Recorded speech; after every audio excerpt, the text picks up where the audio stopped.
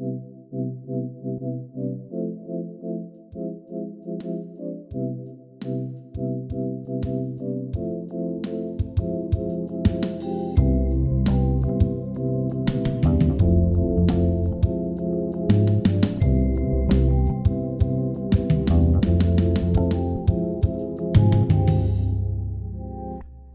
everybody. Oh God, I have a sneeze coming on. Uh-oh. All right, it's Well, on. let me introduce the episode with Yeah. Oh, that wasn't as satisfying as I thought it was gonna be. I mean, kind of. What was it? It was a can crack. Yeah, but a can of what? Of Ghost Sour Patch Kids Blue Raspberry. Wow, Yeah. yummy. Not sponsored. Yummy. Welcome back to Nope. Broken Not really. Boys. This is episode 141. I'm Mike. I'm Colin. And yeah, today we're gonna. That was a bit of a chaotic intro, but today we're gonna talk about the album discography of actor, singer, rapper, extraordinaire, Childish Gambino. We're gonna go through all of his albums, talk about them one by one, give our little reactions and stuff like that. But before we do so, how was your week, dear Colin? Lonely, man. Yeah, I don't know. real. Max went to Indiana on Saturday morning after the pod, so we took her there before having to go to work myself, and that was fun. I'll tell you that much. We did get there early enough to where it wasn't like, we weren't like running behind schedule or anything. Yeah. Which is good because the last time she went up, we definitely were. But that was my bad. And left. She left me, and then we. I'm sorry to hear that. And I went to work, and I don't really remember Saturday or Sunday of work. Just it was probably just fine. Mm-hmm. And then it did feel pretty understaffed this week. One person quit last week, another person who was new, a new person had said she was unavailable to work last weekend, which and the managers were just super cool about it. They were like, okay, just don't let it happen again, yada yada, give us notice. And then on Monday, I think she's just like she no call no showed, which is super cool of her to do. Awesome. And then when I came in on Wednesday, her name was on a schedule, but it was like crossed out. It said like fired / sent home or whatever. Yeah. So sick, dude. Yeah. High turnover, love it. But yeah, it felt, without Max and without the people that were supposed to be there, it felt very understaffed, and we were busy, like pretty fairly busy for a lot of it, especially yesterday. It seems that it happened last Thursday, it happened again this Thursday. It just seems like every Thursday from now on we're gonna have just a bunch of kids spawn in from nowhere. Yeah. And it's the same. It was the same group of kids too. Oh, no. So I was just like, I don't know. I was on Fry's, so I didn't have to deal with the lobby, but it was still just like, why the fuck? Like school. It was like 4:00. It's like school got out like 2 hours ago. Why are these kids here? Right. Band practice maybe. I don't know. But that was I was on Fry's for quite a long time yesterday. We were pretty busy for most of the time I was there, and then we were understaffed for most of the day, and then around like 4:00 everyone's out of class, everyone's done with school, so we just get a shit ton of people.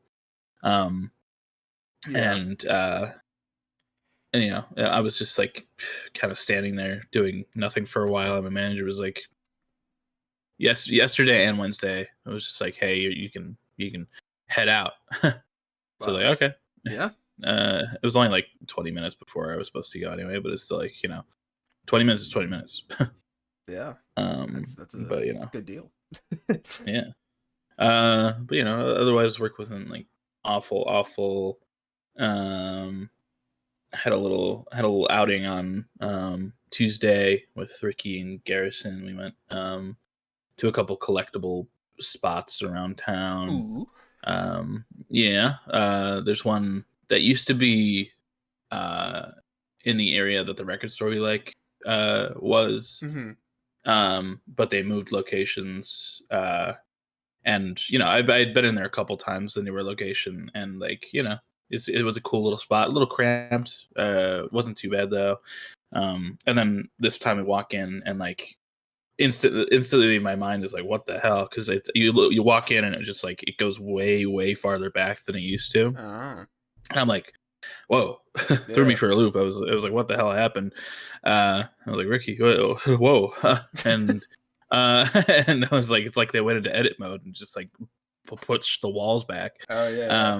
And one of the employees is like, yeah, we were playing a game of The Sims. Sorry. But it's really cool in there. It was before, but now it's like there's so much room to play with. Yeah. They got they got a pinball machine in the back corner and like a Space Invaders and stuff. And it's just it's real cool spot. We went to another one that was it was mostly it was all cards. So they had like Pokemon and Magic and Yu-Gi-Oh and stuff, and like a bunch of graded cards and stuff in the cases.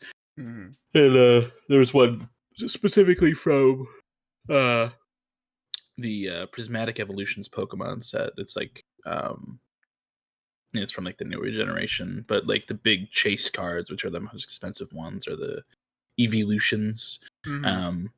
And there was one in the case that was the fairy type Sylveon. It was graded at like a 9 out of 10, and it was like $400. Damn. And I was like, holy shit. I was gonna ask, and what's the most expensive one you saw in there? That was it. It was $400, and that's only a grade 9. So a grade 10 is probably a good chunk more than that even. Yeah. But still cool. I like the cards, but it's not like my cup of tea. Yeah. I'll watch videos and stuff about them, but I'm not like gonna collect them. But Ricky really likes collecting Pokemon cards and stuff. Oh, sick. He sold them to the previous store that I talked about. He sold a bunch of them before they went to Texas, just from some extra pocket cash. And like at the end of it, after all the cards he put in, it was like $450 or something that they gave him.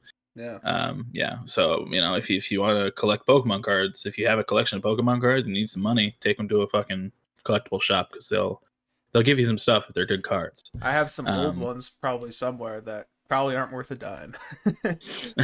Well, if they're minty, if they're they nice probably aren't. Okay, well then they're probably a penny or two. Maybe a little bent, maybe a little faded potentially. Beautiful. Yeah. Well used. But then we went to Target, walked around, and they had there's a Lego set that came out in October that both me and Ricky were excited about. They put out a Game Boy, like an OG Game Boy Lego set. It's like $60, and we're always at Walmart, so then they don't usually have newer stuff or anything. So we went in there and we were just like browsing around. It wasn't even in like the main Lego aisle, but I saw it out of the corner of my eye. I was like, they have it. But it was before we got paid, so we didn't end up buying it. But it was just cool to see it in the wall. And then we went to Chili's for dinner. Nice. I got a nice triple dipper. Hell yeah! Shout out. Yeah, it's I love it so much. So good. And Ricky's girlfriend Ashley, she's like undiagnosed, but they were pretty sure she was celiac, which is like a gluten intolerance. And she's always like super wary of it. It doesn't want to, because it makes her like shit herself and die. But recently she started testing it a little bit, just little bits and pieces of stuff, and it hasn't affected her. And at Chili's, she went all out. She got a molten lava cake for herself, a bowl of mac and cheese, and we were all like snacking on the chips and salsa. Those are like flour Right. tortilla chips, not corn, which aren't gluten, but flour tortilla most definitely are. And she ate as much as she could, didn't feel anything about it. I didn't hear anything about any gluten bothering her or anything. So, bodies are crazy, man. They change all the time, I guess. Speaking of, because this is just a good transition. Uh, My neighbor's mom is starting to develop that. Ooh. Yeah, just kind of out of nowhere, and so like they're gonna have to start watching some of the stuff they buy with gluten in it for her, and all that all the time, and like meals and things like that. So it's gonna be a change for them. It was kind of funny, because they got like the news of it or whatever, and then she was like, "I'm just gonna pretend I didn't hear it for one weekend," and then yeah, so they had like, I think they called it a Big Mac party. Is what they Oh, wow. had like on Sunday or something. So she loves her Big Macs, and I guess that's gonna be the last one. It's sad, honestly, but Yeah, I mean, yeah. she can still get them. She just got to get it without a bun, and that's not Yeah, as fun. maybe it's something. I don't know. It was something that sounded like a little more serious for her. Oh, sorry. I see what you're saying. Like without the bun. Yeah, I guess that's Mhm. true.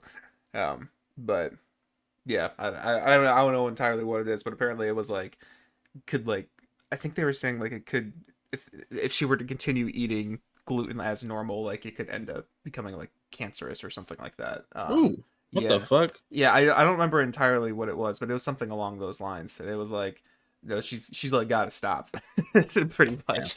Yeah, that's really upsetting. it is. Yeah, but yeah, crazy how the body changes. That's what we were saying. Yeah, So yeah. seriously. And then but Chili was good, and then worked the last couple days. Max, Ashley was nice enough to go get Max because not to air out family grievances of Max's family, even though I'm sure I have in the past. Her family kind of sucks, Yeah. and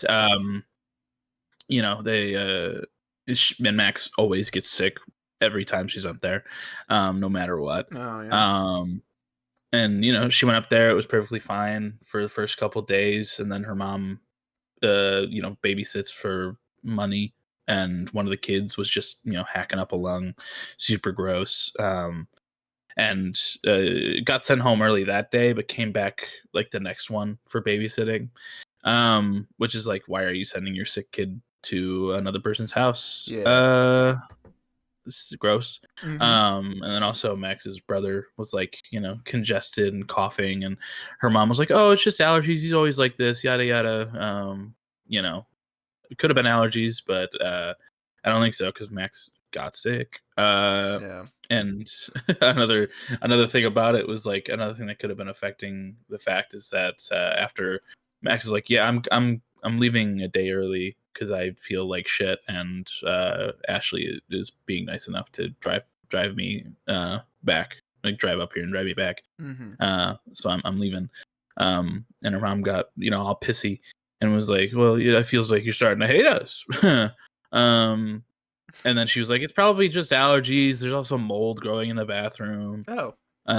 So it's like, oh, sick, dude. Didn't mention that Yeah. at any point. So that was cool. So Max is under the weather. But she's masked up. I told her she can't get me sick before the Quadeca concert. Yes. Um, so afterwards, free ball game. Yeah. But not before quad. She could free ball it after the quad concert. Yeah, for sure.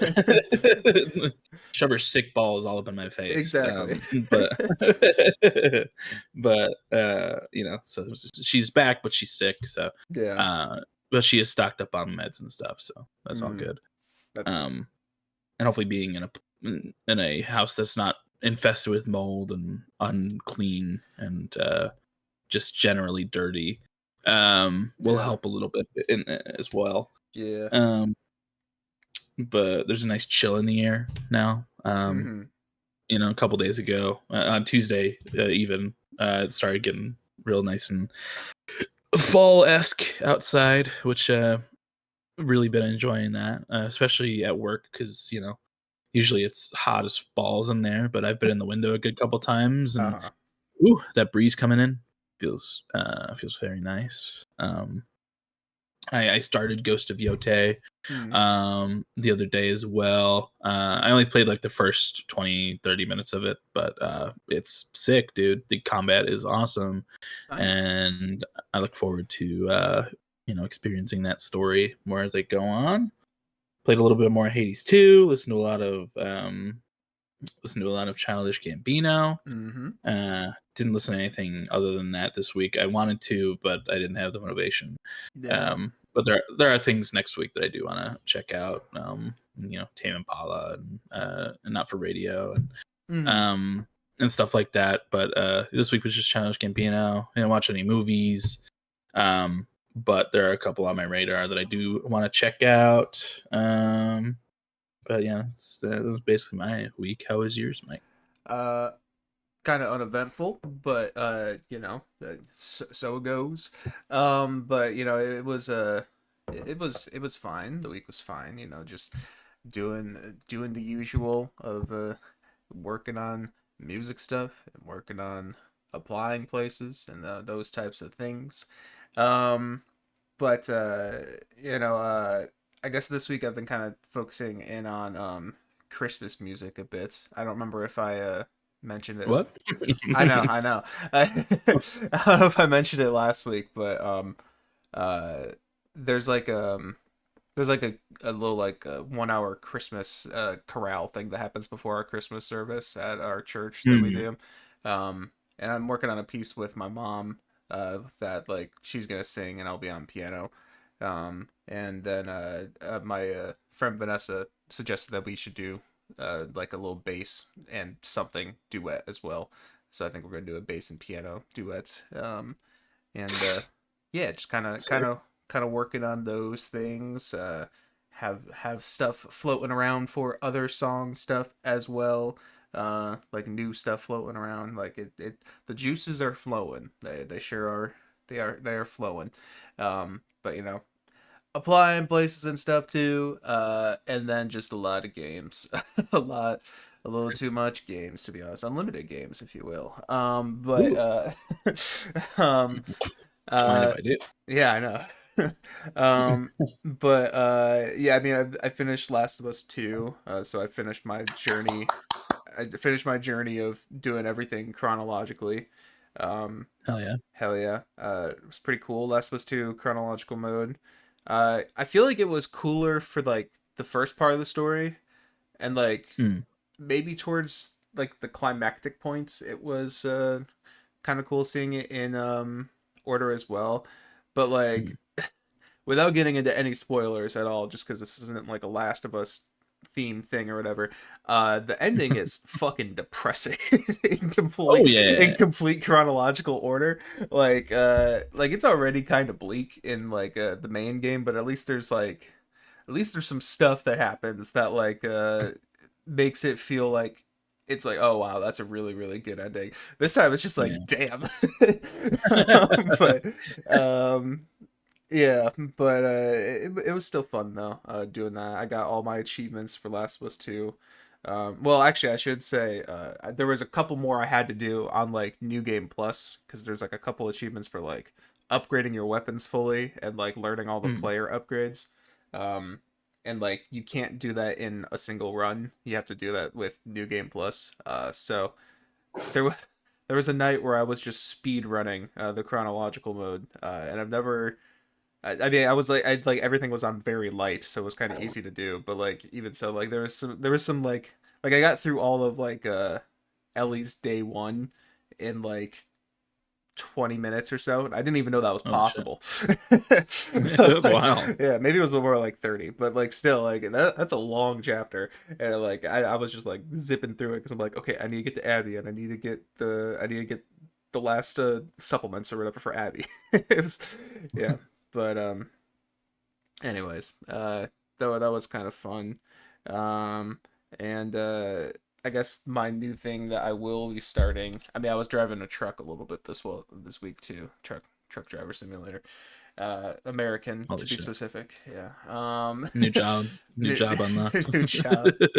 It's good for listening to music, okay? Good for Oh, it listening is. to No, Childish I don't doubt Gambino. it at all. Yeah. I almost bought it on the autumn sale, but Yeah.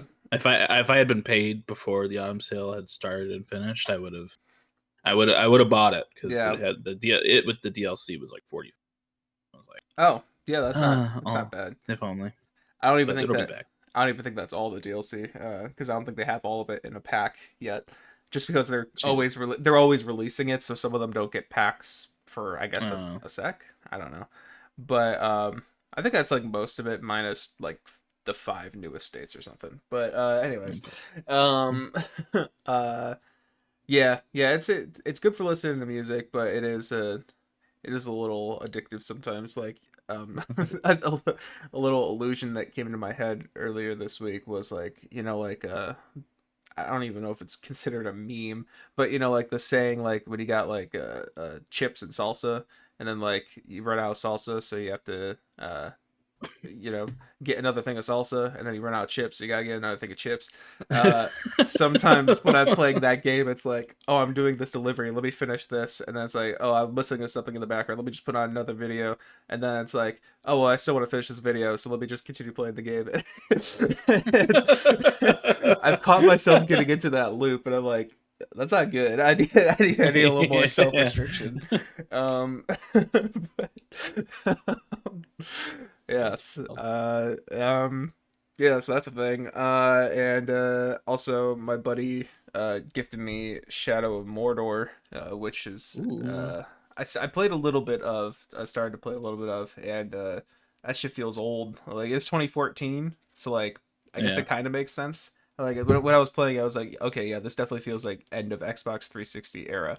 Like it's a little janky. But it seemed okay from the first impression, but I have to give it a little bit more of a solid time. Um, Yeah. but I played that back in the day on the PS4, and mm-hmm. that was a banger What back was in the it? day. All right. I loved that game. It was so fucking fun, and there is a mechanic in that game that is trademark and Oh copyright yeah, I know. for that game, Yeah, and nobody else can use it, even though it's such a good mechanic. Which is unfortunate, but yeah, that dumb as hell. game was really fun. I can imagine still having a good time, but I also played it on controller. I don't know if you're playing it on keyboard and mouse, I'm doing but it on keyboard and mouse, and it feels like it was not made for that. no, no, It feels a little no. strange, but yeah, Yeah, that's probably yeah, where some of the but jankiness is coming from. But yeah, would recommend a controller if you have one. I do. I just Good don't have a game. good cord to connect it. It's yeah, but yeah. Yeah, but I guess I'll keep you posted as I'm playing it. Hmm. I've literally only played like I'm not even sure if I've played an hour of it yet. So, um, Okay. yeah. But I feel like that's kind of basically it for my week. I listened Hmm. to Childish Gambino, and then I did last night. The new Jacob Collier album came out, Uh, called "The Light for Days," and I think it's actually pretty good. I think it's my favorite album from him. I think it's not like amazing, stellar. You need to go listen to this, but it is a pretty good record. hmm. It's just him and acoustic guitar. And like Oh, he layers a whole bunch of vocals and a bunch of guitar parts over each other for it, but it's a very kind of like it's a very nice, like relaxing, soothing listen, very acoustic based. And there's a few songs in there where I'm like, that's just a genuinely really great song. And like it's kind of nice to be able to listen to a Jacob Collier album and be like, that's good. I'm glad that he did that. Especially after the last one. The last one was a bit much. But yeah, no, the last song on there in particular I really liked, which was called Something Heavy. I like that one quite a bit. And that one he brings in some more instruments, but not in a bad way. And yeah, just a nice little like fall soothing little release. I think it was really nice. Um, hmm. but yeah, I think that's pretty much it for moi. So Yeah. yeah, Well, that's okay. Nice little low key week. yeah. Nothing Two wrong in a with row. that. Two in a row. Yeah. Nothing Hey wrong man. with that. Hey. Uh, Hey. Hey. We'll be see it. We'll be seeing Quanka on Sunday. Hell yeah, hell yeah. Yeah, Very excited. me Um, too. I looked at the set list once. I don't know if it's changing or not, but from Yeah, what I saw, pretty good stuff. Pretty good stuff. I'm excited to see a lot of that live. yeah. So I saw it once too. And it's making me. I think I'm gonna try and listen to that Kevin Abstract album. Before we go listen, because he's doing one song from there that I've heard a lot about. mm, So I just want to hear the song beforehand. But also, I yeah, know he has a big presence on that project in general. So right. yeah. You know, well, in some music news, Mm-hmm. like I mentioned, the Maria from the Marias, her solo, her first solo project for um, her not for radio Mm-hmm. persona, I guess. Melt dropped last night. Haven't listened to it yet, but I plan on it. We've heard good things. The ratings are pretty good on Album of the Year from what I just saw. Yeah, I saw Um, that too. And John was liking it. 2 tracks yeah. in, he didn't update us after that, but But John's a little biased yeah, because Maria is his girlfriend. So, yeah, uh, but there's that. Uh, I don't know if any other album releasing other than Jacob Collier, I guess. um, Um, yeah, nothing. I mean, I guess like Pink Panthers had a big like remix album that she dropped, but oh, I'm probably not gonna listen to that. Me personally, it's like an hour and yeah. a half long, complete. Oh wow. Yeah, for like a 20-minute mixtape. But Jesus. yeah, Okay. yeah, Uh, not like too much.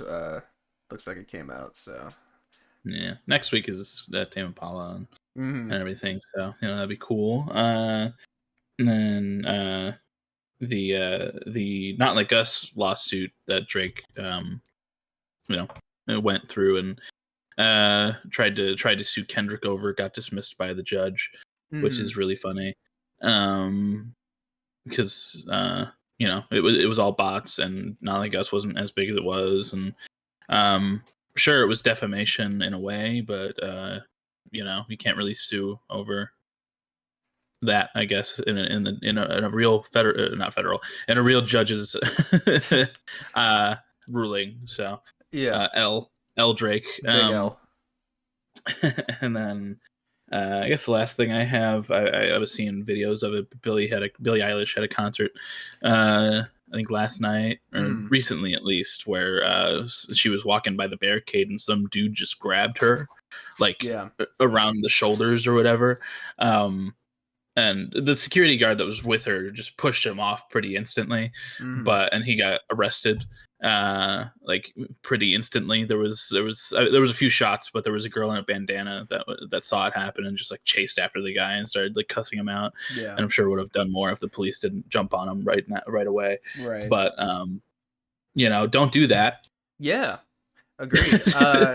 Yeah, to be completely transparent, I saw that video as you were talking about your week. I was listening. I was listening. I was looking at something Hey, it's else, okay. and then I saw it, and I was like, "Whoa, what the fuck?"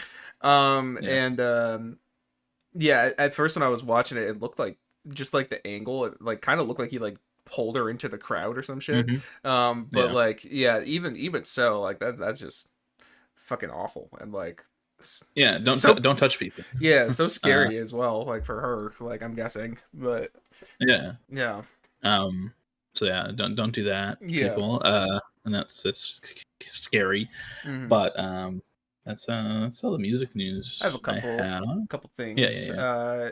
In response to Taylor dissing Charlie XCX, Yeah. she announces a movie with A24 Oh yeah. called The Moment, which is coming out in 2026.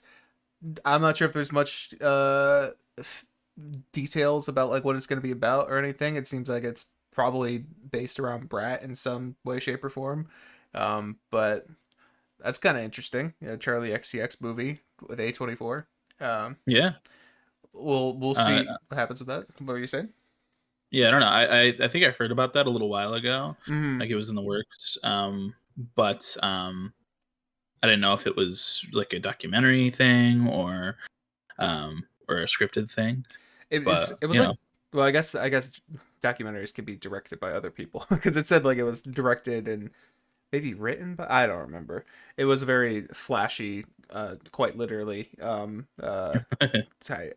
trailer. Like, and I mean that by like, if you are prone to seizures, do not watch it.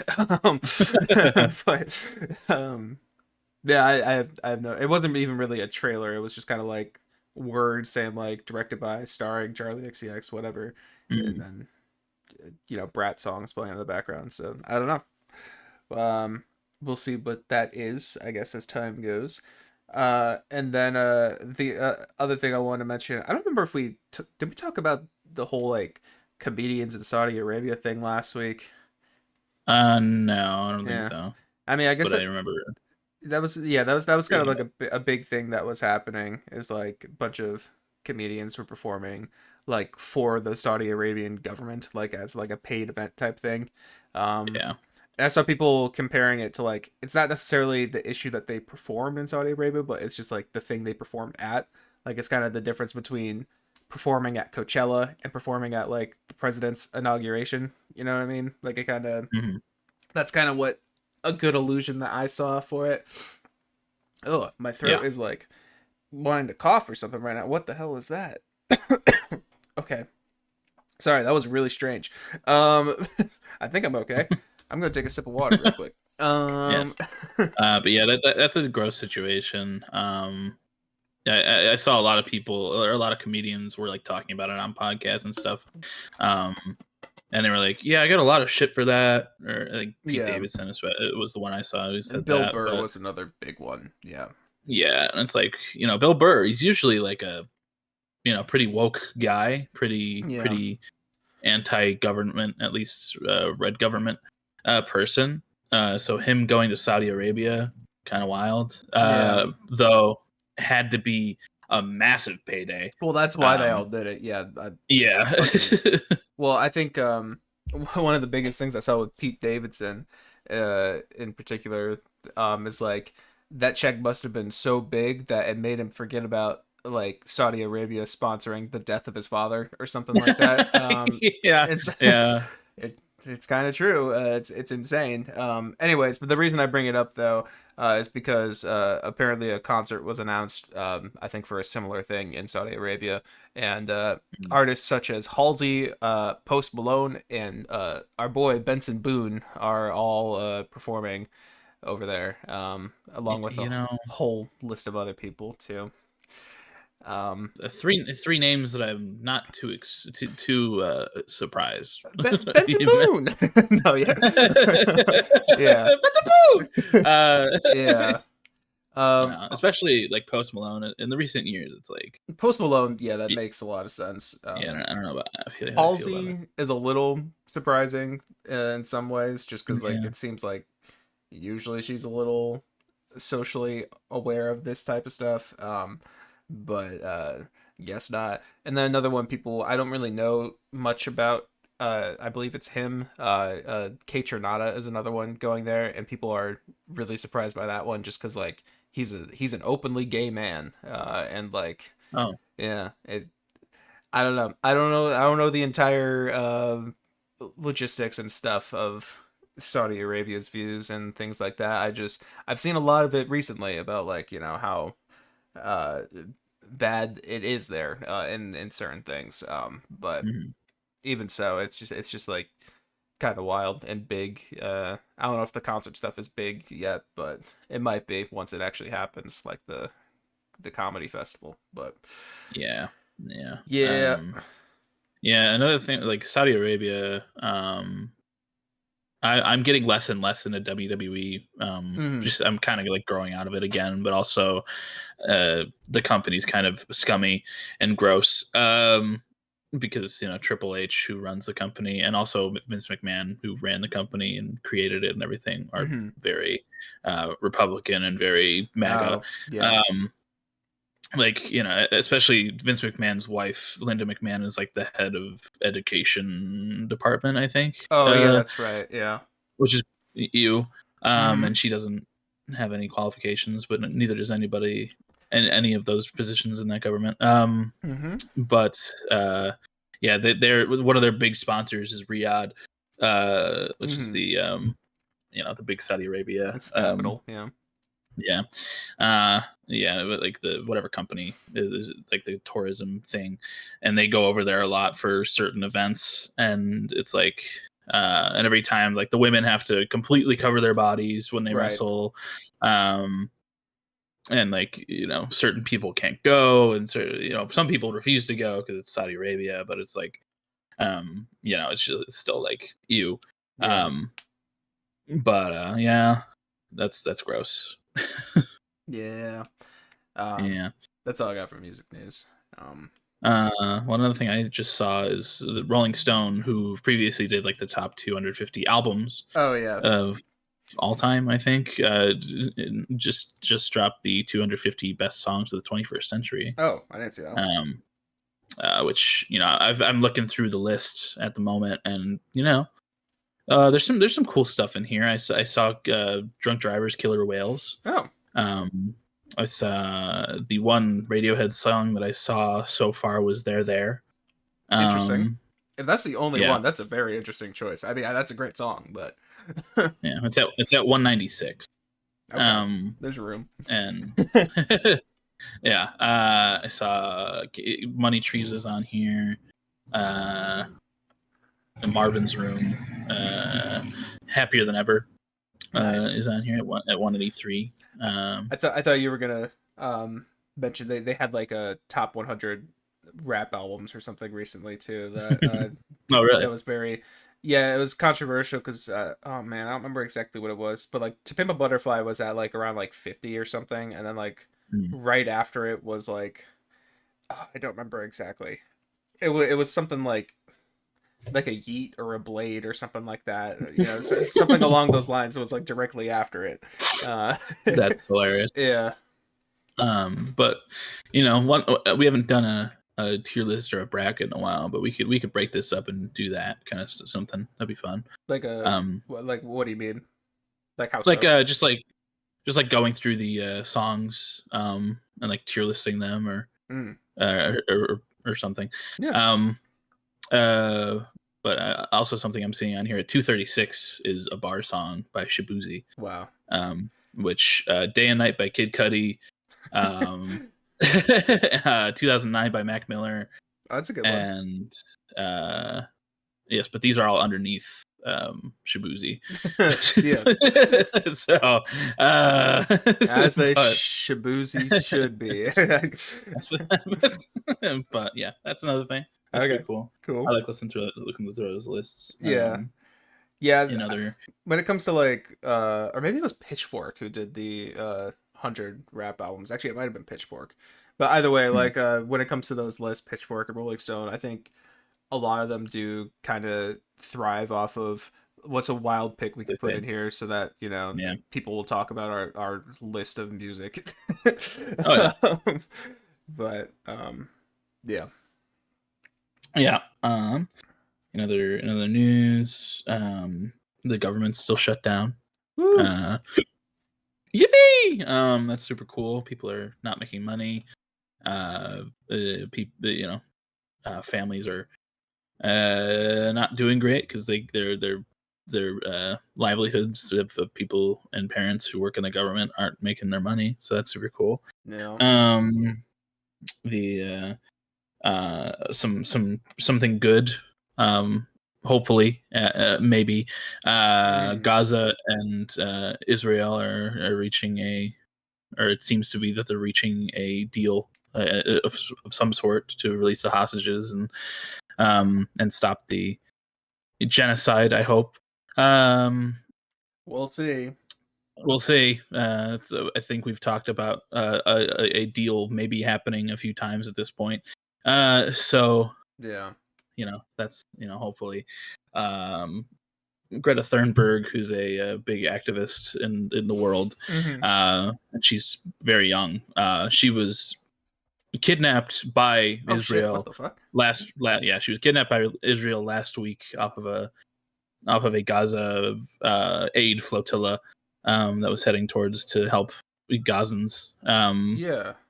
But she was kidnapped off of that and was brought into, imprisonment, and like people who saw it happen were like, oh yeah, they dragged her by her hair, and they were they tortured her and stuff, which awful. But she was released this week. I saw some stuff about her recently. I feel like I didn't see anything about that though. That's crazy. Yeah, I didn't hear about that. Wow. Yeah, she was released somehow. I don't know how they got her out of that. Yeah, probably because Kim Jong Un was like, "I'll nuke you," but she was released, and she was like, "There's a genocide happening. It's happening in front of our very eyes. We can't let this keep happening. Like it's all of our duty to stop this from happening." She's been outspoken for a very long time, and very very cool and big activist, but glad she was able to get out of that situation. That happened. Outside of world news, Fort Nightmares is stacked this year, guys. There's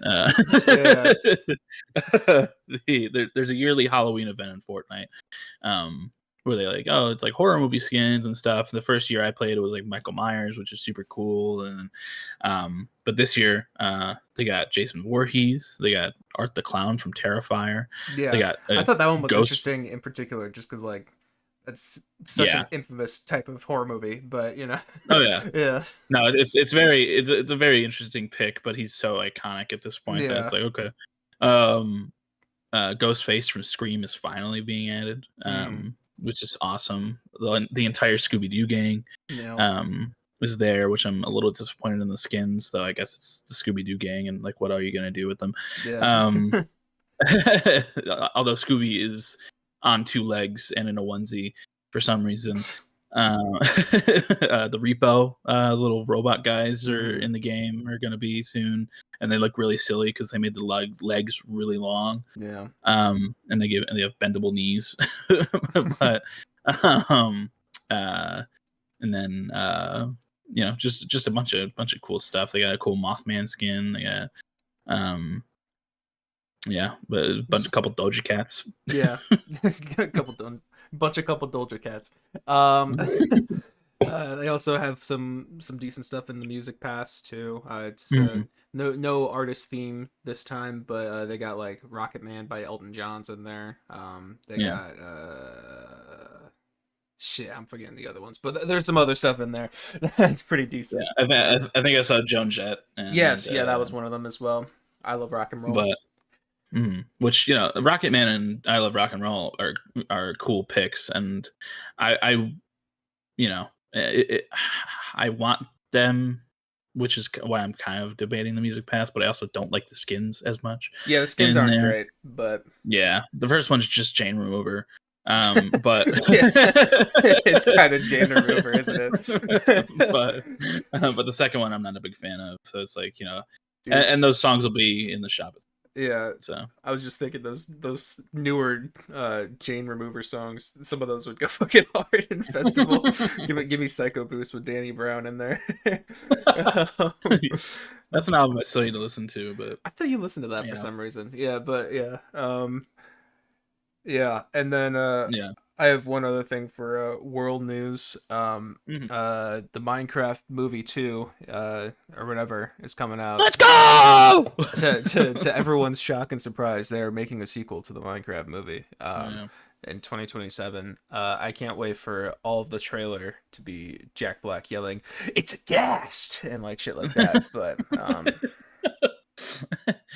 now Alex is here.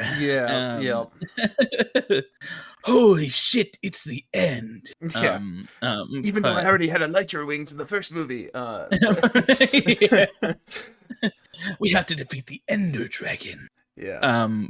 That's exciting. But also on the same day that's coming out, July 23rd, 2027.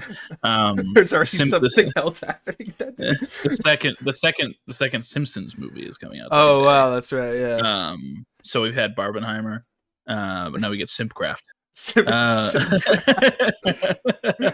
Mine sons. I don't know. Simpcraft is crazy. So excited. And it's only a few days after your 26th birthday, Mike. So excited. Thanks for reminding me. I don't like the thought of that, even though it's in a couple of years. I don't like the thought of that. Yeah. But Smiling Friends came back this week. I haven't watched it yet because I was waiting for Max. But season three, baby. That's cool. But yeah, I think that's all the news I got. That's all I got as well. All right, well, let's hop into this artist analysis. An hour into the podcast. Yeah, 44 minutes. Go. Let's go. We've done worse. Yeah, that is true. But yeah, we're gonna do artist analysis segment. I introed it a little bit ago, but yeah, we're gonna go through all of the Childish Gambino main albums, all his studio releases. We only did Atavista. We did not listen to the same record kind of twice with the whatever the original one was called. I don't care. But 3/15/2019. Yeah, 3/15/20. Yeah, I think that was it. No, it's funny. But so we did all the mains albums. We listened to them. We wrote a little review for them, talk about our favorite tracks and all that, and we will now discuss it in such form. Yes. What is your experience with Childish Gambino? I was just about to ask you that. But it's okay. Beat you to it. Yeah. I'll get you back. But I've heard all of his albums except for Camp before. The Camp was a new one for me. But I have a lot of nostalgia for Because the Internet and Awaken My Love. I'm not like, I mean, I'll get into it, but I've never been the biggest fan of Because the Internet, but it is something that I listened to quite a bit in my early music journey. There's definitely some songs on there that have huge nostalgia factor for me. And then Awaken My Love is one that I still consistently put on every now and then, damn, I want to listen to Awaken My Love. And then it's one that I'm very familiar with and very much listened to. And then Atavista and Bando Stone, I listened to them when they came out, and then I'll talk more about that in the future. But what is your prior knowledge of Childish Gambino though? I was surprised by how much that I guess he only had 5 official albums, but I was surprised that I listened to a majority of them. I had only not heard Camp and Because of the Internet. From Awaken My Love to Bando Stone, I knew and I listened to. So, I'm familiar with Childish Gambino. I'm familiar with Donald Glover. Pretty cool actor, pretty cool guy. Yeah. Never seen them both in the same room together. So that's true. I mean, you can argue in Community, they kind of cross over a couple times because he does start rapping a few times in there. Yeah, that's true. But so does Dean.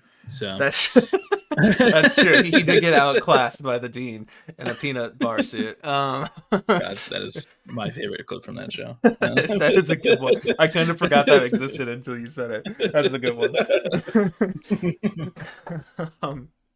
But yeah, and Mike Ehrmantraut is in that clip. Oh yes, he sure is. You want to kick us off? Us off in Camp. I can take us off to summer camp. Yeah.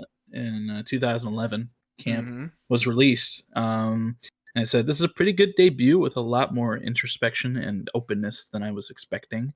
Also a lot more slurs than I was expecting. Yeah. It was 2011.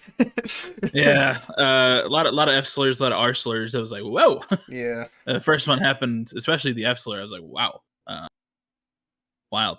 I think most of the times when he used that, though, he was saying other people called him that. So it's kind of one of those things where it's it's not like he's using it homophobically.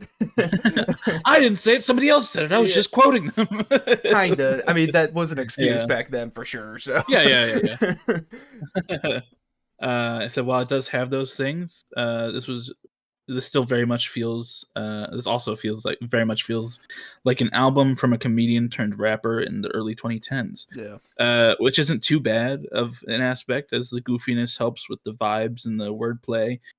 In my opinion, wordplay being another high point here, on top of some production from a little-known composer by the name of Ludwig Göransson. Yeah. Just a kid at the time, but soon to be a goat. Mm. Little goat pun there for you, Yeah. because baby Oh goats are called yeah. kids. Nice. I didn't Uh, catch on to that. I will say that some of this record gets a bit samey. And there's definitely influences from a past AA who shall not be named, Mm. a big rapper in the early 2010s, late 2000s. Uh, but I won't say his name. Yeah, I might. Well, I'll let you. I'll let you do that. Yeah, yeah. But there was also a Heartbeat that was very that felt very early Weekend esque to me. Yeah. Um, not a bad debut, but I'm excited to see the evolution. And my favorites were Bonfire, Heartbeat, Backpackers, Hold You Down, and Sunrise. And my least favorites were Letter Home, Firefly, and You See Me. And I gave it a strong 6 overall. All right. Yeah, Camp from 2011. Friendly reminder that the guy who produced this record and all future Gambino projects also what the hell am I writing? Also created the soundtracks for Oppenheimer and Sinners, as you were saying. Ludwig Göransson is a very versatile man. Go. Yes, he is a goat. He was even kind of a goat back then too, because Oh yeah. he was composing for Community, like just like the general soundtrack. He was doing that at the same time. I believe that's how he and Donald Glover met.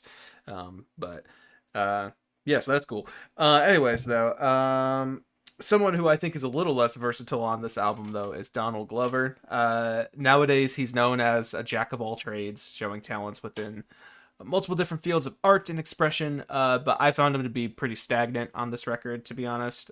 He always has that like really nerdy inflection. He has super similar flows throughout the whole thing.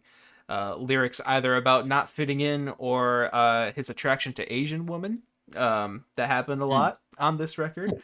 Uh, Okay, Rivers Cuomo, chill out. yeah, yeah, no kidding. Yeah, this is Pinkerton part two. But I don't know, just kind of all those things were very consistent throughout the whole record, and it got a little nauseating to me after a while.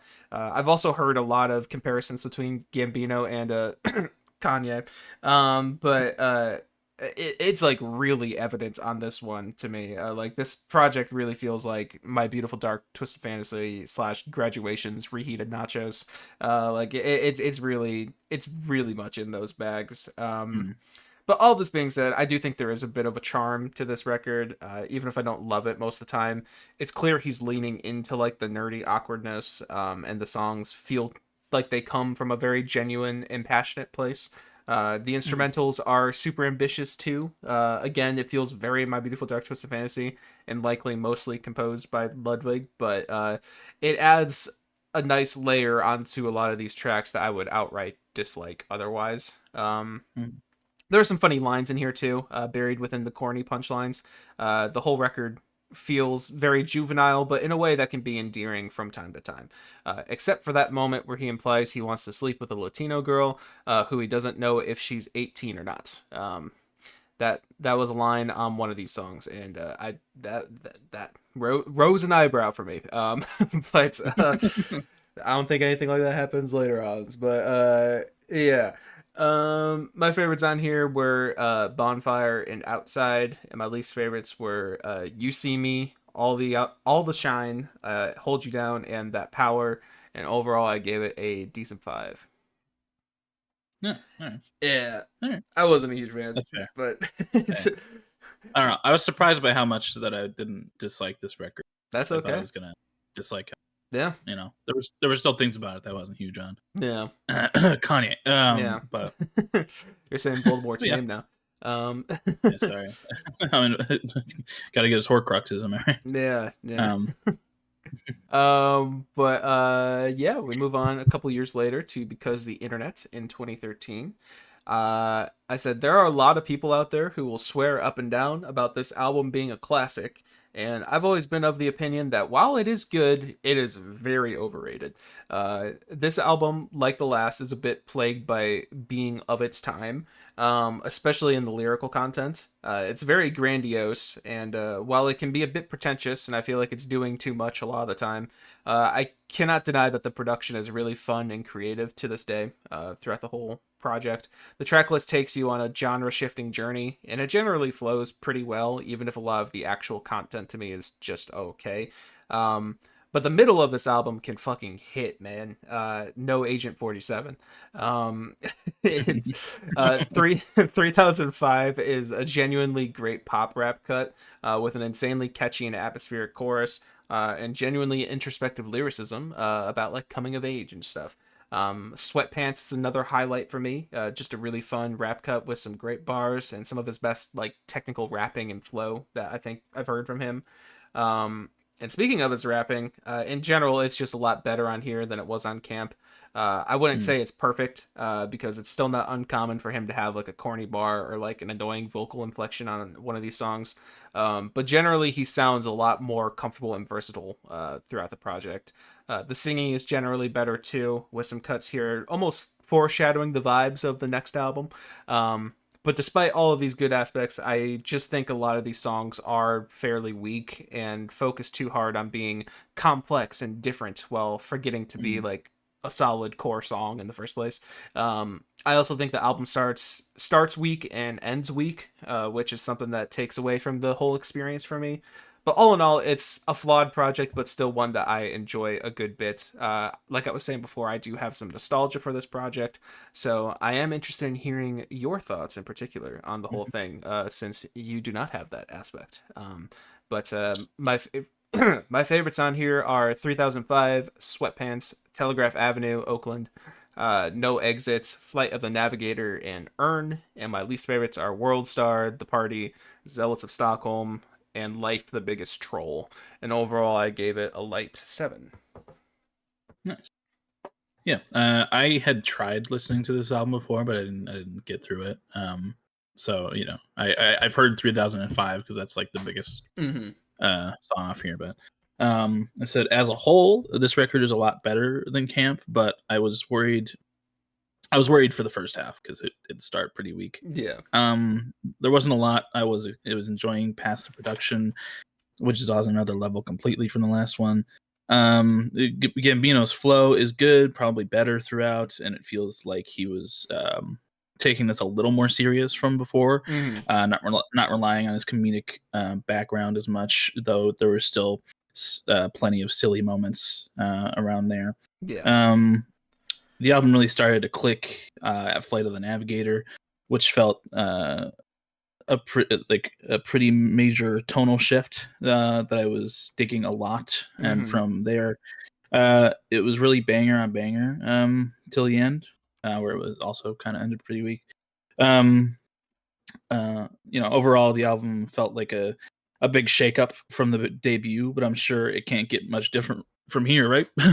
can't get too much different, right? Definitely not. But yeah, I mean, like I liked it a good amount more than Camp, but it wasn't like anything, crazy. Especially coming in at this point after I've heard so much good rap and hip hop that's been released since this. It's like, I don't classic. I don't know about that. But it was okay. It wasn't bad. I enjoyed my time with it. But my favorites were Flight of the Navigator, 3005, Earn, Zealots of Stockholm, Earth, the Oldest Computer, and The Party. And my least favorites were The Worst Guys, I think, and Telegraph Avenue. And I gave it a decent 7. Okay. Cool. Yeah. Pretty good. Yeah. Be good. But on we move to Awaken My Love in 2016. I said starting with the best song in your discography up to this point and overall is pretty bold, but go off, King. Yeah. But goddamn, what an album. This was my first dive into Childish Gambino a number of years ago, and it's been a hot minute since I've listened to it in full. Yeah.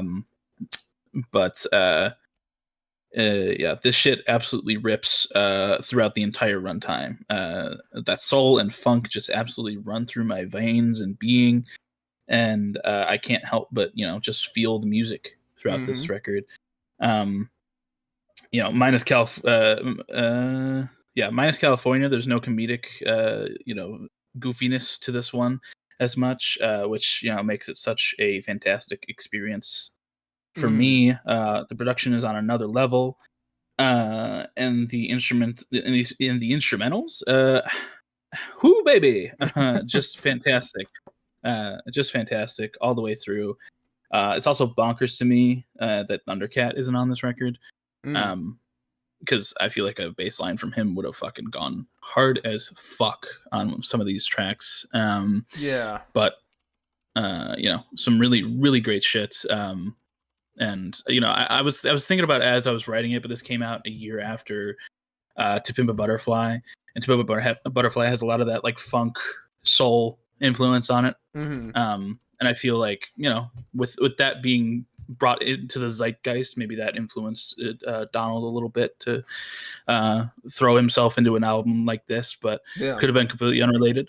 But either way, this is his magnum opus, and it's fantastic. And it's one that I definitely need to get on vinyl, because goddamn, what a record. Holy shit. My favorites are Me and Your Mama, California, Zombies, Boogeyman, Redbone, and Stand Tall. I don't have any least favorites, and I give it a strong 9 overall. Wow. All right. Yeah. Cool. Awaken My Love, 2016. Before getting into this record, I think it's important to stress how crazy it was in 2016 for a rapper to just like completely switch lanes in this fashion. There were certainly genre fusions happening, like you were saying, with like the jazz influence on like To Pimp a Butterfly and stuff. But for someone to go primarily rapping to a full blown like psychedelic funk record was completely unheard of. And like I'm trying to think right now. I don't think there's a single rap verse on this project. I don't think so. So like it's like a complete transition, and it's done really well. And within that transition, Donald Glover drops all of like the try hard corny bullshit that was on like the last couple projects, and just gives like a genuine love letter to 70s music, with his own modern twist thrown in here and there. I think this record is fantastic and is by far his best body of work. He genuinely becomes like a chameleon on here, with nearly unrecognizable vocal timbres that sound incredible all throughout. Most of the time throughout. I love how he sounds different on almost every track, and then wraps up the album on Stand Tall, which is kind of just with his normal singing voice. I think that's like a really cool concept in like the vocal styles of the record. But aside from the vocals, the production and instrumentation on this thing cannot be understated. It sounds straight from the 70s, and the mixes of soul, psych rock, and like funk are beautifully melded together by Ludwig on the production there. The melodies over top are super catchy too, and each track has great pacing that feels natural and satisfying. And while I think most of this album is in like the pretty good, really good range, I gotta highlight the two standouts. Redbone, of course, became a huge track, and it kind of feels timeless at this point. Those vocals are iconic, and the groove throughout is just so pleasant on the ears. I love the instrumental outro on it too. It goes pretty hard. And speaking of instrumentals, Good God, Me and Your Mama is an absolute opus of a track, and even surpasses Redbone for me. I love every bit of this track, from the even crazier vocal performance to the several genre switches within the song itself. It's genuinely incredible, and one of my favorite album openers, just like period. But as I said before, I do think a majority of this album lives within like the pretty good to really good range. While it's very well constructed and a great listen whenever I put it on, it is also kind of carried by those two big songs, in my opinion. But I will say that I think California is a fine song. I know you like it as well, but there's a lot of people who don't like that one, and I totally understand why. But I think it's just I think it's a really fun track that adds a bit of levity to the whole project and the track list and stuff. And it's fun. But my favorites on here are Me and Your Mama, Redbone, Baby Boy, Boogeyman, Stand Tall, and Terrified. And my least favorites are Zombies and The Night Me and Your Mama Met. And overall, I gave it a strong 8. Nice. It's a Yeah. good project. Good project. Very good project. Yeah. I don't know.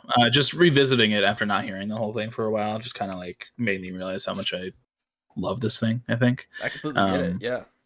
It's just like, God damn. Like, Zombies and Boogeyman, especially. I don't know. Something about those, because I hadn't heard them in so long, which is like, oh, I forgot that these are bangers.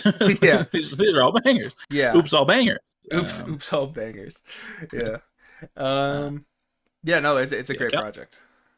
California is fun though. Like, it is. I understand people not liking it, but you had a song of the week like a while ago. Did I do that? Yeah.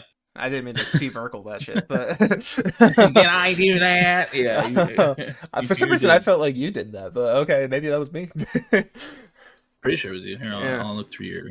You can start talking about. Okay. Atavista and all. Yeah. Well, we jumped forward 4 years, and then also kind of jump forward 4 years after that to Atavista from 2020/2024.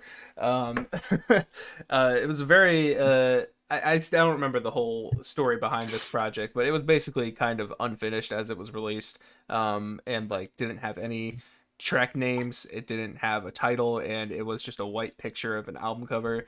And it was when it was 3/15/20 when that was the name of the album. It was a very forgettable experience to me. Yeah. But when this project got a finished release last year, I remembered being pretty happy with the final product.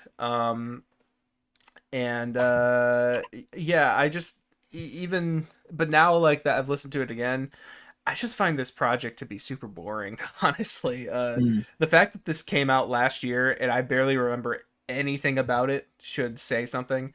I have yet to, as I'm writing this, I have yet to re-listen to Bando Stone, but I can already tell you what multiple parts of that album sound like. And this one, I could not do that. And I feel like I can't even do it right now. This is just kind of boring and uneventful. It's not even bad for the most part. I think the worst part about the album is that the tracks consistently run way too long. Hold on, there's a siren that's getting picked up. You're sorry. You're good. I think the worst thing about the album is that the tracks consistently run like way too long, and the content during those long run times is just kind of basic and polished. The production is very safe. The vocals are just all right, and the songwriting is fine. That is until the last stretch of tracks where I think there's actually some good hooks and interesting production and stuff on them.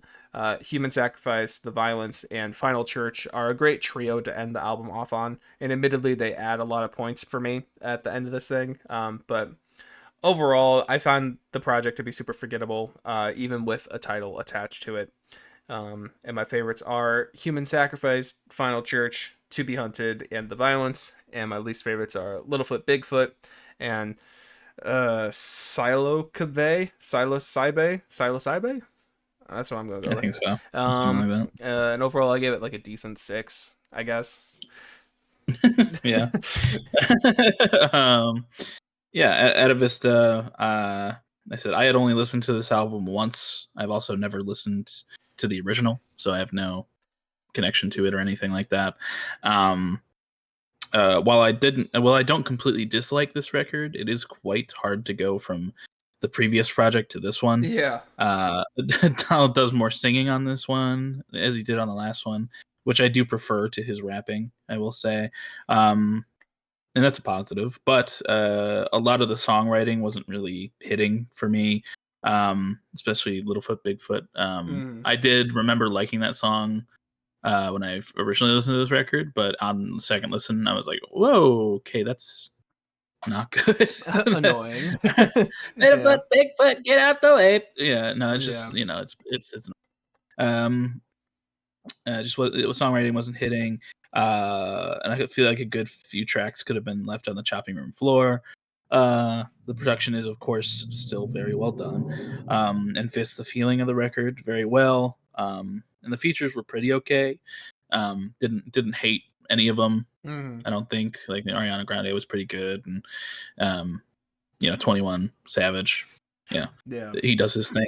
But I think the last 3 tracks and the title track are the strongest on the record. But I would have preferred something closer to the energy of "Awaken My Love."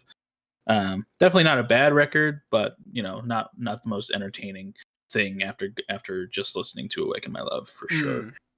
Mm.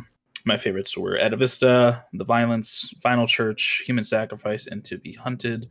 And my least favorites were Why Go to the Party. I gotta look at that to pronounce it. Psilocybe. That's what I settled on. and, and Algorithm. Though I didn't hate Algorithm as much, it just like didn't really stick with me. And I gave it a light 7. Okay. You know, yeah, not bad. Just kind of boring. Cool. Yeah. And then we move on to the last record in the Childish Gambino legacy, Bando Stone, and the New World from 2024. Mm-hmm. I said I fear I may have judged this album a bit too harshly upon its release. While it can be a bit hit or miss at points, there are a lot of aspects that I do enjoy quite a bit. The willingness to play around with different styles across the whole project, and the fact that all mostly sound good is pretty impressive. Gambino sounds great throughout as well, whether it be the singing, rapping, or acting. This little, skits on certain songs. Mm. Most of the features were good as well, minus the ones I already wasn't a huge fan of on first listen. Primarily, Yeet was not my favorite, and also I still vehemently hate Talk My Shit with Amaray and Flo Milli, because that song is it's like nails on a chalkboard. Yeah, baby. I don't know what they were thinking, but bad song. It's no Awaken My Love, and it could have been a stronger, retirement record for the Childish Gambino name, but it's not all that bad, and I think that's I gave it a little more shit when I first listened to it. This time around, I was enjoying my time with it. I think I was just enjoying the fact that it was a little more entertaining than Etta Vista was. But yeah, I still think it could have been a stronger retirement record for the name. Yeah, but there's still a good amount of songs that I do like. Some of which, in my favorites, being Lithonia, which I will defend forever. I love that song. No Excuses, Steps Beach, Real Love, Yoshinoya, and In the Night. And my least favorites were Talk My Shit, Cruisin', and Hearts Were Meant to Fly, the opener. And I give it a light 7. Okay. Yeah. Band of Stone and the New World, also 2024. Excuse me. Finally, we have Donald Glover seemingly ending with the Childish Gambino name with a soundtrack. The further we get from that movie trailer with zero news, the more I suspect it was purely a marketing ploy for the album, like just a trailer for the sake of promoting the album. Which weird, but whatever, I guess. I think the album is a bit of a mess. There's some songs that have grown on me over time. But this is his most eclectic record to date, and I just feel like it doesn't mesh into a cohesive project for me. Not to mention that his worst tracks since Camp appear on here, and the track list itself is right at 60 minutes.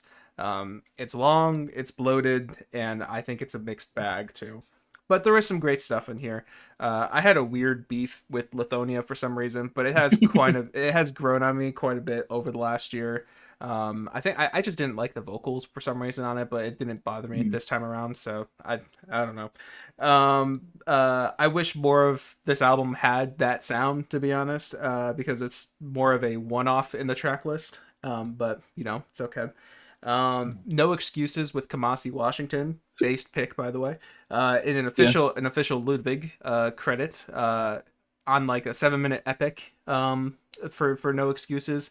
I really enjoy having that at the middle of the album. I think it's a nice little change of pace there. Yoshinoya is a really hungry rap cut, and is maybe some of the best his rapping has ever sounded. He sounds really good on that. And I think Cruisin' with Yeet, I think it's a fun little track. I actually like that one. Everything else kind of ranges from like mid to pretty bad for me though. It feels like a record where nobody wanted to cut anything on it, and it led to an album with guitar ballads, pop punk cuts, orchestral interludes, R&B songs, experimental hip hop, kind of hyper pop on the opener. Yeah, It's just a mess for me. And while I think it has it its is. moments, it's kind of the only record in his catalog that feels completely lacking in a vision whatsoever. It's just kind of a bunch of songs that are put together. So yeah, it's not really my favorite, but it still has some highlights. My favorites on here are Lithonia, No Excuses, Yoshinoya, In the Night, and Cruisin'. And my least favorites are Talk My Shits, Got to Be, Happy Survival, Hearts Were Meant to Fly, Steps Beach, and Dadvocate. And overall, I gave it a light 6. Hmm. Nice. Well, Yeah. yeah, makes sense. Makes sense. Makes sense, yeah. That's where I had it up at it originally. I think it was a light 6, Yeah. solid 6, something like that. So it grew a little bit, That's but okay. I'm glad it did. yeah, me too. Yeah. All right. Yeah. Overall thoughts on Mr. Gambino here. A crazy thought occurred to me during this artist analysis, but I think it sums up my thoughts on Childish Gambino pretty well. I think the way I view Childish Gambino is the same way in which a lot of music listeners view 21 Pilots. I think he's super talented, clearly capable of genre hopping on most of the songs, has one universally loved record, but most of the time comes off to me as a bit corny, despite seeming like a genuinely good person. These are all things that people say about 21 Pilots. Just, sometimes his stuff really hits, and sometimes it really flops. And while I can say those things about 21 Pilots and still love them, I think the difference is that I just gravitate more towards their music in general. So I understand like why he has a passionate fan base. I just think he's a little overrated. But something that I think needs to be mentioned for his analysis as an artist is This Is America, and the cultural Yes. phenomenon that music video was and continues to be. Like I was shown that music video multiple times during different educational classes throughout my Mhm. schooling career, simply because of how poignant the imagery in that video was. It's a masterclass, and honestly, I think it is the highlight of his entire career for me that I've seen, like acting and stuff included. Um, but yeah, sorry. It's the highlight of his career for me, right next to his bromance with Abed on Community. Um, but even without that song accompanying his album discography, there's still a lot of iconic and influential aspects about him and his music. Hell, we wouldn't even have Lil Yachty's "Let's Start Here" without "Awaken My Love." Think of what we could have been missing. That is a great album. But, so even though I am not consistently huge on him as a musician, I still think Donald Glover, the person, is a generational talent and seems like a really genuine dude. Yeah. Yeah.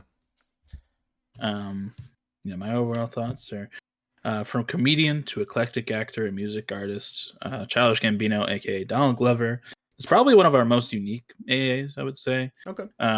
For me personally, he's pretty hit or miss throughout most of his discography, but he's got definite bangers and songs / albums that I would and will return to down the line.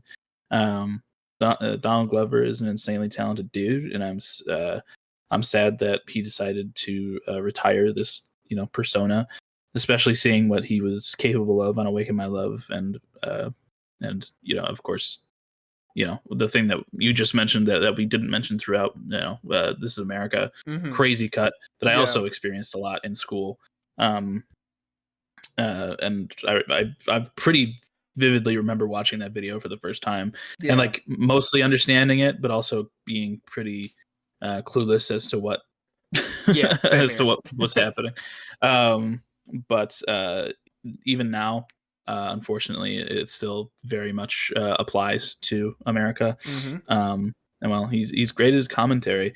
While I don't know if he ever would have dove back into the style of "Awaken My Love," it's crazy that we were able to get that in the first place. Mm-hmm. And when we Oh did, my God. What the hell was that?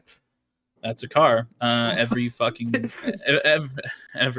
day, Mike. Every goddamn day. It sounded like a Uh, car that just got like crushed uh, it like clipped the microphone in a weird way. All right.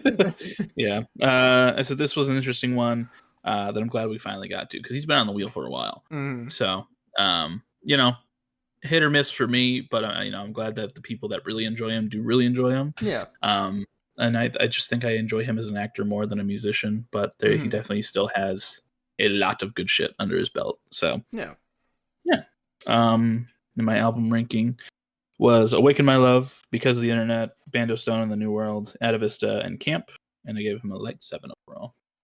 Yeah, my ranking pretty much the same. Awaken My Love, Because of the Internet, Atavista, Bando Stone in the New World, and Camp. And overall, I also gave him a light 7. It's like really on the cusp for me. It's a very light 7. Awaken My Love is doing a lot of polling for that. Yes, it is. But cool. Yeah. All right. Cool. Well, that was Childish Gambino and our thoughts on him.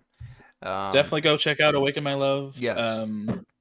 I'd also recommend at least some of the tracks off of Because of the Internet if you don't want to listen to the whole thing. But like 3005, Flight of the Navigator. Those are some really good tracks off of that one. Atavista, the title track is great. Lithonia, I love that song. So yeah, you'll find something that you like, I'm sure, throughout his discography if you go poking around. But yes, yeah. But cool. Alrighty. Yeah. I guess, do you have anything else to add, or can we jump into song of the week? Or I don't think so. I think we're gonna jump into song of the week here. All right. Well, you were up first, and in the playlist we already have Lithonia, California, and Me and Your Mama. So. All right. Well, one that I just mentioned that really surprised me off of Because of the Internet, about how much I enjoyed it, was Flight of the Navigator. So I'm gonna go with that. Flight of the Navigator by Childish Gambino. Yeah.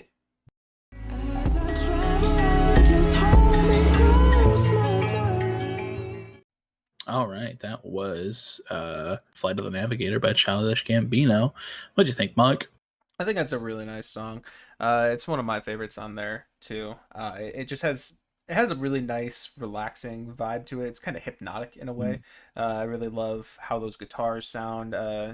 I think throughout the whole track, pretty much. Those nice little strings that come in are nice too, and then Childish Gambino's singing is just really nice on there as well. Great melodies and everything. I think it's a great little ballad track that's a little trippy. It's cool. I like it. Yeah, I don't know, that one, with most of the album sounding how it did, I wasn't expecting something like this to happen at all, and then it came on and I was like instantly, I guess, like you said, hypnotized or sent into a trance, it felt. And it gave me feelings of grandeur and hope for the next record, because it felt in a way close to that feeling of Awaken My Love. Without going into the full funk soul type beat, but another car, but that another car getting crushed. Yeah, but I love that song. It was really good. Childish, Donald sounds great with the singing. Like I mentioned in some of my reviews, I really like his singing more than his rapping. He's got a fantastic voice, and it's just put on full display on this song. So yeah. But what are you thinking? Well, before I get into that, I just figured I needed to let you know. McDonald's sent me a notification. It says a deal to flex on my friends. I can get 40% off any quarter pounder with cheese only for me. So I just figured you needed to know that.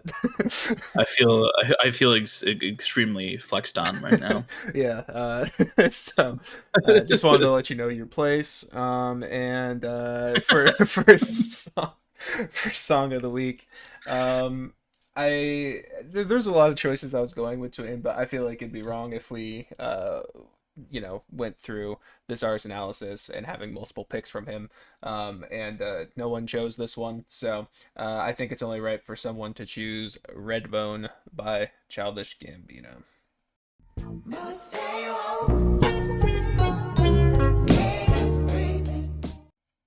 All right, that was Redbone by Childish Gambino. What'd you think of that, Colin? Hey, what a classic, man. I absolutely love that track. It makes sense why it's his biggest song. Big. Is it bigger than This Is America? In terms of Um, cultural, I feel like more people know This Is America, but like in terms of streaming, yeah, I think Redbone's bigger. yeah. Yeah. Um, because this is at almost 2 billion streams, so Yeah. fucking wild. Yeah, I'm gonna look up this right now, see if it's see what, because I'm curious. I feel like more people This is know about This Is America, as oh weird as that wow, yeah. sounds. This is America only has 635 million compared to Oh, really? 1.8 billion. Like on So, Spotify? I yeah, feel like the music video might have more. Low key. Hold on. probably. This Is America. Uh, that has 967 million, so it's not quite at a billion Yeah. yet, but I still feel like I don't know. I feel like that had so much bigger of an impact than this song, Oh but yeah. it's debatable. It's arguable. Yeah, they're both mainstays in his discography. Yes. That's for damn sure. But this song is fantastic. It also, when Max and I rewatched Get Out, the first Oh scene in the yeah. movie is Redbone. Yeah. They play Redbone throughout it. I was like, wow, I completely forgot this song was in this movie. I forgot about that too. Um, and that album only came out a year prior to Get Out. So, Wow. but yeah, this is a fantastic song. Insane that he can do that with his voice. Yeah. He sounds so crazy and different, but he sounds fantastic as well.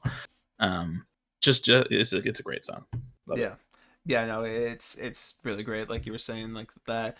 Also with like the production, I mean, somebody got to do like a ethnicity test on Ludwig Göransson because that white boy got some soul in him, you know. That Swedish man is not as white as he seems. Yeah. Yeah, between that and Sinners, like bro's got something going on there. He's one with the culture. He is.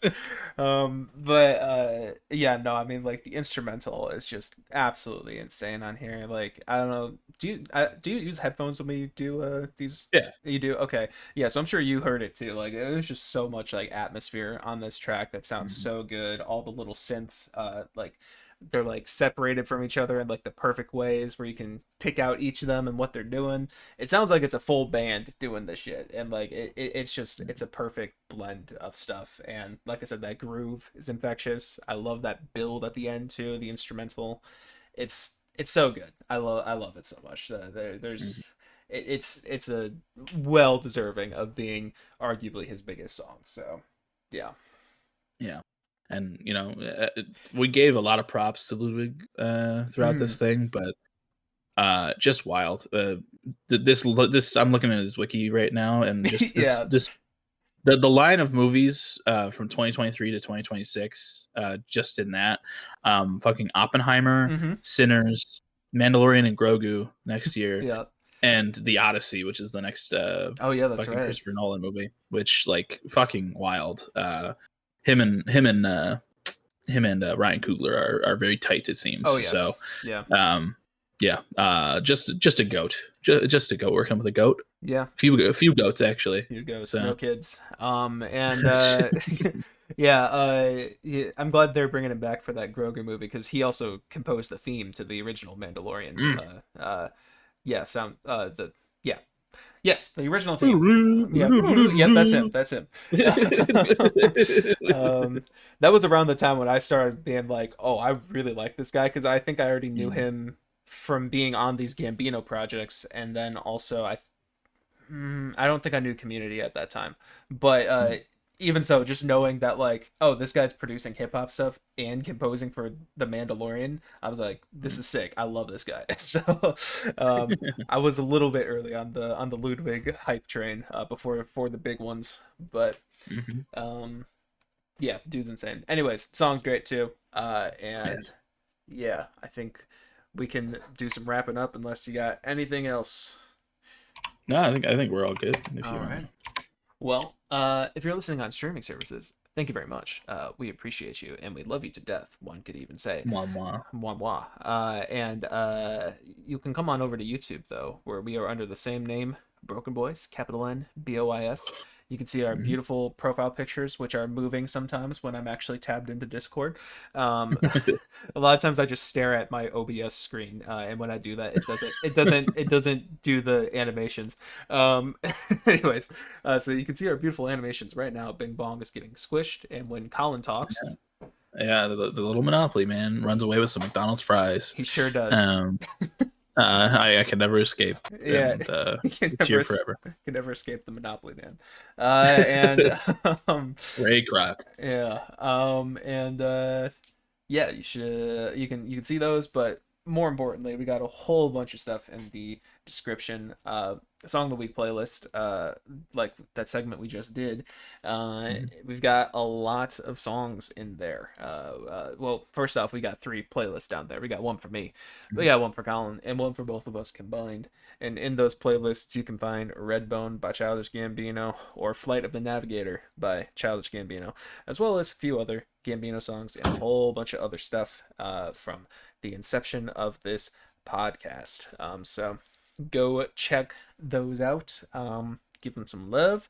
And for me personally, I have some music under the name, excuse me, under the name of Plaintive. You can go check those out. I had an EP that I released a couple months ago. Someone gave me a very nice review of that on Album of the Year recently. Ooh. That made me smile. They said it's their favorite Album of the Year user project they've ever heard. Aw. So I was like, oh, a stranger said that. It was very, very nice. Definitely wasn't my second account. Yeah, yeah. Colin's living a double life over here. um, but that was very sweet. But you should go check it out and listen to your new favorite album of the year artist project, which will be Cyclicism by Plaintive. Um, and but yeah, go check that out on Spotify, Apple Music, whatever. I down there I also have links to my Instagram and my TikTok and my YouTube page, which I posted a cover of Tally by 21 Yes, Pilots, yes. and it kind of popped off a little bit, and I'm like, whoo, cool.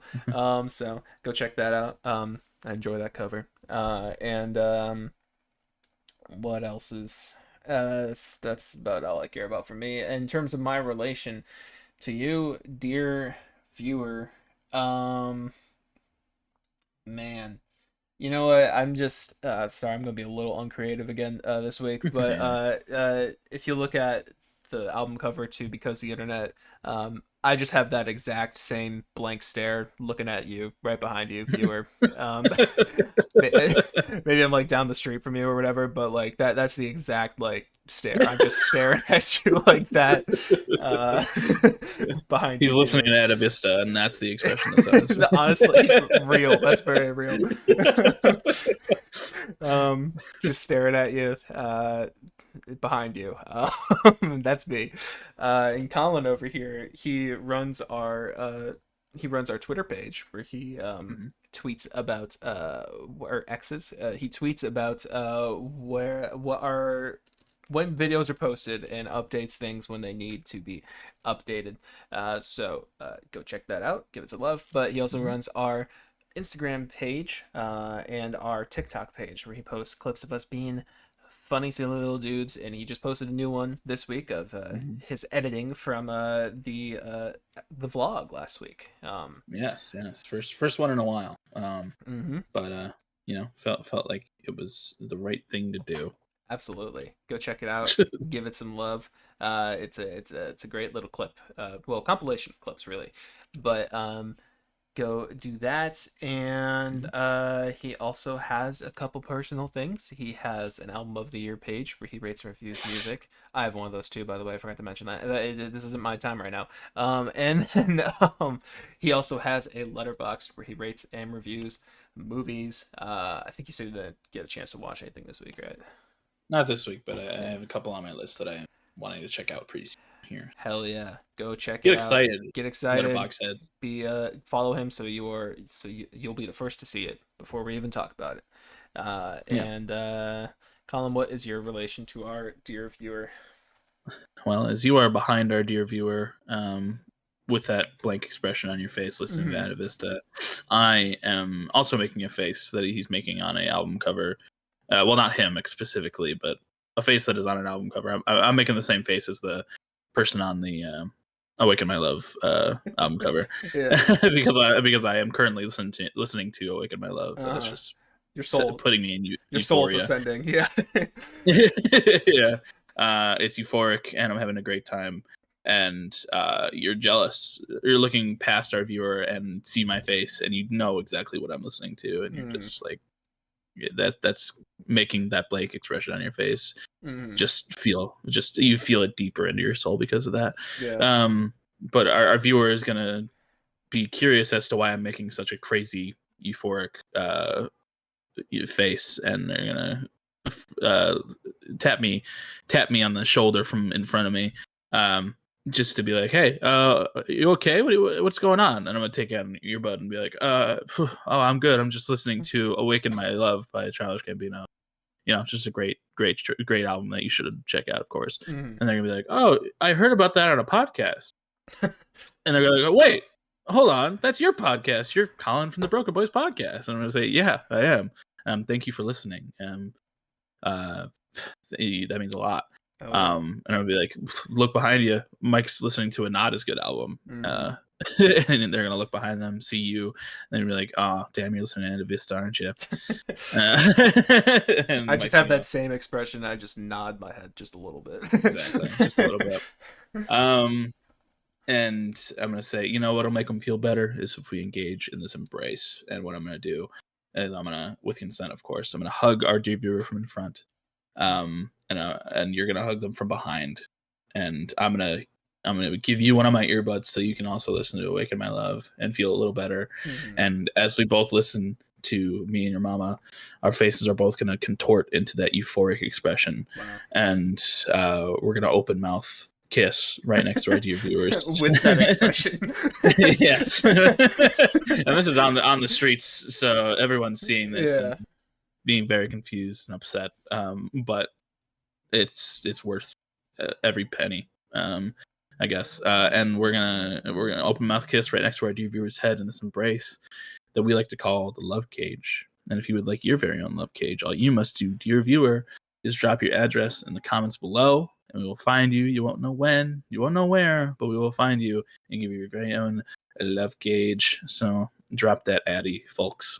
Damn straight. And I feel like it should be clarified that when we are making these faces, it is just the expression, not the complexion. Yes, exactly. Just to be soft. clear. We are both soft. We are both just our hearts and our ears are hard from listening to this record. Yes. And that is all that is hard. Absolutely. So. And tune in next week when we talk about the Quadeca concert. Yes. Hell yeah. Bye-bye. Bye-bye. Love you guys.